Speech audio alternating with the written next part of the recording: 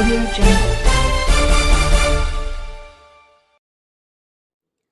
வணக்கம். Hitech news TV செய்திகள். சென்னை பல்லவன் இல்லம் அருகே ஊதிய ஒப்பந்த பேச்சுவார்த்தை துவங்க வேண்டும் என்பன உள்ளிட்ட பல்வேறு கோரிக்கைகளை உடனடியாக நிறைவேற்ற கோரி போக்குவரத்து ஊழியர்களின் போராட்ட விளக்க கூட்டம் நடைபெற்றது. இதில் போக்குவரத்து ஊழியர்கள் தங்கள் கோரிக்கைகளை வலியுறுத்தி கோஷங்களை எழுப்பினர்.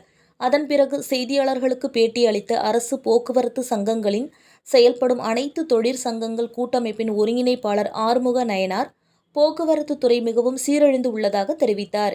22,000 பேருந்துகள் இருந்த நிலையில் கடந்த 4 வருடங்களில் 4,000 பேருந்துகள் குறைந்து 18,000 பேருந்துகளின் எண்ணிக்கை சரிந்து உள்ளதாக கூறினார்.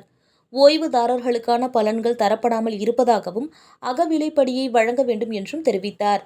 மக்களின் வசதிக்காக குறிப்பிட்ட காலம் வரை கோயம்பேடு பேருந்து நிலையத்தை பயன்படுத்த வேண்டும் என கூறினார். ஊதிய உயர்வு பேச்சுவார்த்தை துவங்க வேண்டும் என்று தெரிவித்த அவர், காலி பணியிடங்களை நிரப்ப வேண்டும் என்று தெரிவித்தார்.